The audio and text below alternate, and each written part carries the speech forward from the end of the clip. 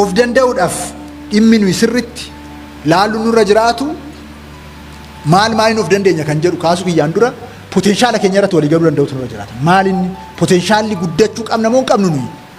Potenshaala akkamii qabna yoo qabaanne wanti qabnu sunoo hiyyummaa keessaa nu baasuu danda'a potenshaalichi. Kana sirritti laaluu nurra jiraata jechaadha.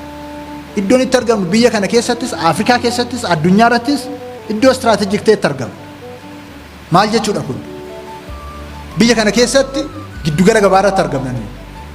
Oomishnee gabaa biyya kanaatti sirritti gurgurachuu dandeenya. Kun potenshaal yoo namni oomishu jiraata jechaadha. Giddugala iddoo hanqinni nyaataa, iddoo hanqinni bishaanii, iddoo hanqinni adda addaa jiru laatiin irraa iddoo nyaachi fe'amee jiru cinaa jiran otoo oomishnee easily gabaa argachuu dandeenya jechaadha. Gabaadhaaf iddoo mijataa irratti argamna.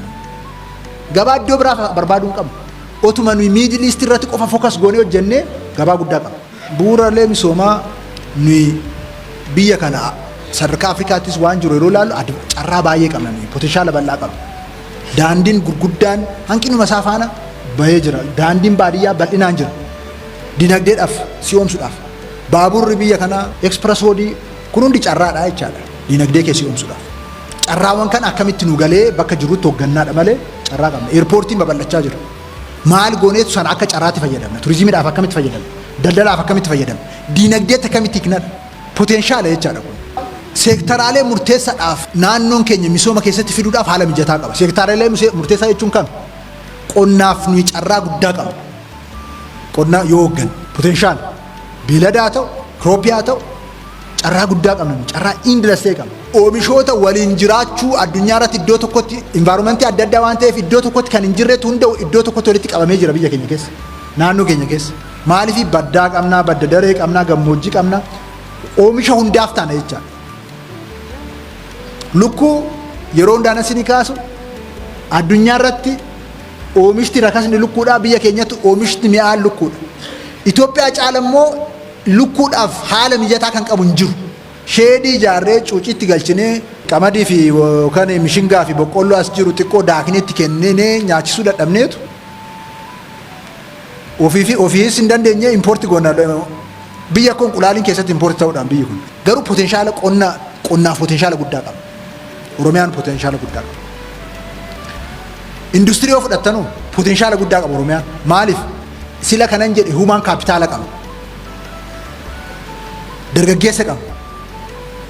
Kan hojjechuu danda'u. Leebar foorsii iskiiloo goone qabnaa jechuudha. Inerjiin addunyaarraa ibsaan biyya kanaa rakasa. Gabaa guddaatu Afrikaa keessa jira. Special economic zone banneerra magaalota kanaaf akka mijatan gochaa jira. Industirii akka salphaatti attract gochuudhaaf potenshaala guddaa qabna. Turizimii wanti Baalee jiru hin bari waan addunyaa irratti iddoo tokko jiraachuu hin dandeenyetu walitti qabamee iddoo tokko jira. So turizimiidhaafis nuyi carraa guddaa qabna biyya kana keessatti. So qonnaaf haala mijataa qabna, indastiriif haala mijataa qabna, turizimiif haala mijataa qabna. Albuudaafoo haala mijataa qabna. Albuuda hin tuqamne albuudni keenya. Beekumsaan hooggannee jennaan albuun Oromiyaa keessa jiru Oromiyaa jiraachisuu danda'a. Seektaroota kaan dhiifne dijitaaloo dargaggoo amma isin harka jiru kana yoo jabaatanii leenjiftan koodarsii irratti leenjii kennitan sun yoo bal'ifne dijitaal ikoonomii biyya kana keessatti uumuu dandeenya. BPO adda addaa asitti banuu dandeenya. Tajaajila addunyaa as gochuu dandeenya. Maaliif yaangeejii qaba.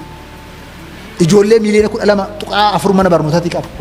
Kun hundi ogummaadhaan yoo leenjee the sky is the limit.